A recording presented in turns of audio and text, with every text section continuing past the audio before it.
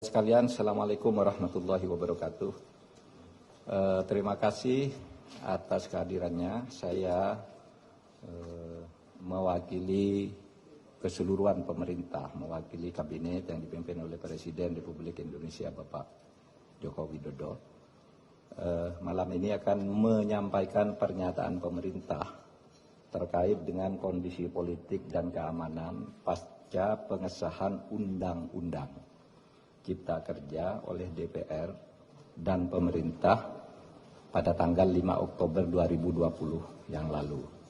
Saya ingin memberi pengantar dulu bahwa Undang-Undang Cipta Kerja itu dibuat untuk merespons keluhan masyarakat dulu bahwa pemerintah itu lamban di dalam menangani proses perizinan berusaha, peraturannya tumpang tindih dan sebagainya. Itu dulu. Oleh sebab itu lalu dibuat undang-undang yang sudah dibahas lama. Di DPR itu semua sudah didengar. Semua fraksi ikut bicara. Kemudian pemerintah sudah berbicara dengan semua serikat buruh berkali-kali di kantor ini, kantor Menko Polhukam, dan di kantor Menteri Perekonomian, kemudian pernah di kantor Menteri Tenaga Kerja.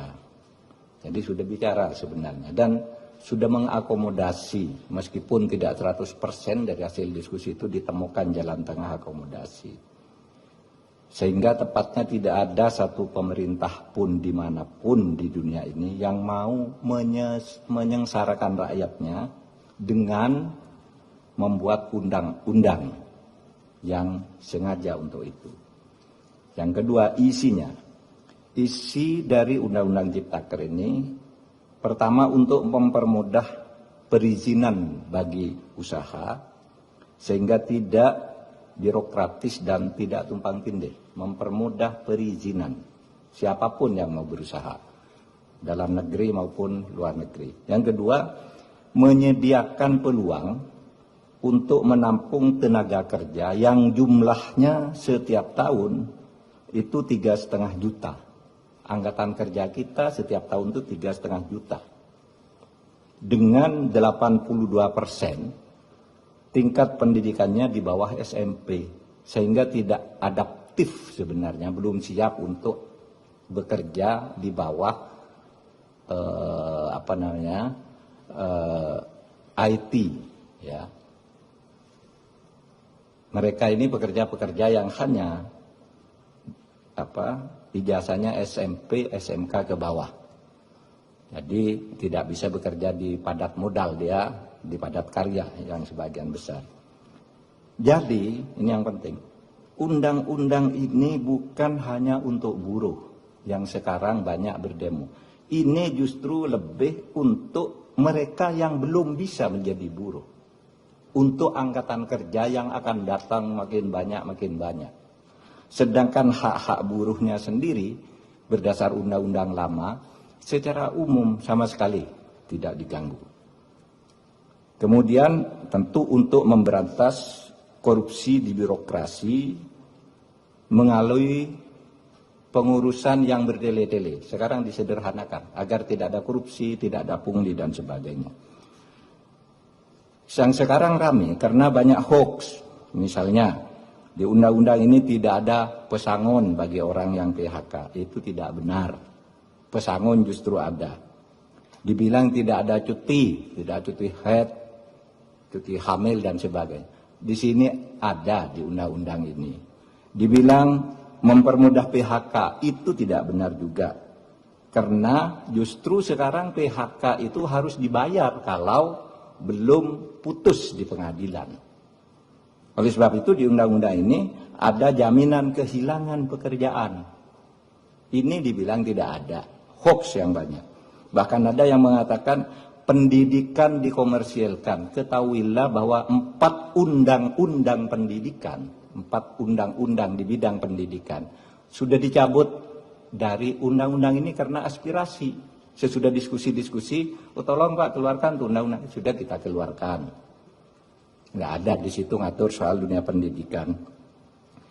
apalagi mengkomersilkan. Di situ dunia pendidikan hanya diatur di dalam pasal 65 yang justru mempermudah bahwa pendidikan itu adalah lembaga nirlaba, bukan lembaga usaha, bukan lembaga komersil. Ini ditegaskan justru di undang-undang ini, malah dibalik di dalam berita-berita yang hoax itu. Oleh sebab itu, melihat perkembangan situasi itu, pemerintah mengajak mari kita semuanya menjaga Kamtibmas, keamanan dan ketertiban masyarakat. Semua harus kembali ke posisi tugas menjaga negara masing-masing.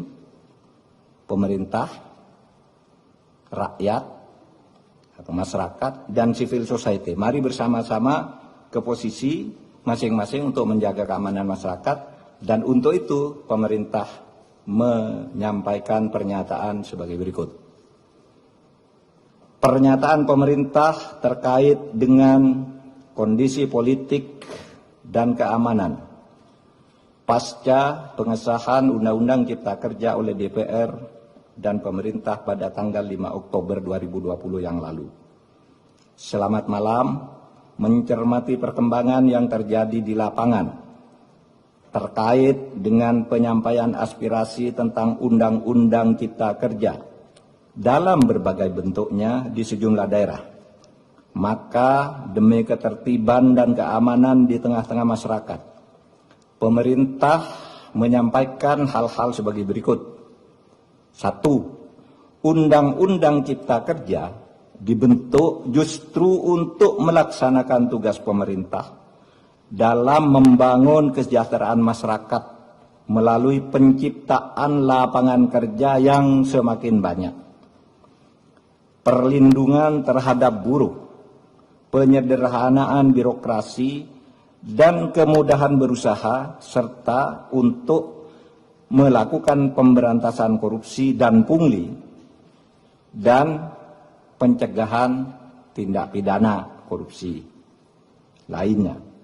Yang kedua, pemerintah menghormati kebebasan berpendapat dan menyampaikan aspirasi terkait dengan Undang-Undang Cipta Kerja, sepanjang semua itu dilakukan dengan damai, menghormati hak-hak warga yang lain, dan tidak mengganggu ketertiban umum. Yang ketiga, pemerintah menyayangkan adanya aksi-aksi anarkis yang dilakukan oleh massa di tempat-tempat tertentu dengan merusak fasilitas umum, membakar, melukai petugas, dan juga menjarah. Tindakan itu jelas merupakan tindakan kriminal yang tidak dapat ditolerir dan harus dihentikan. 4. Tindakan merusak bangunan fasilitas umum dan serangan secara fisik terhadap aparat dan warga masyarakat merupakan tindakan yang tidak sensitif atas kondisi yang dialami oleh rakyat yang sedang berjuang melawan pandemi COVID-19 dan juga kondisi ekonomi yang sedang sulit.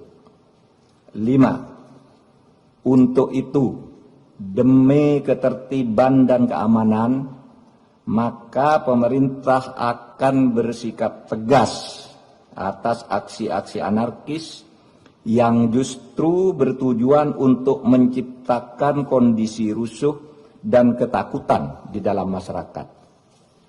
6.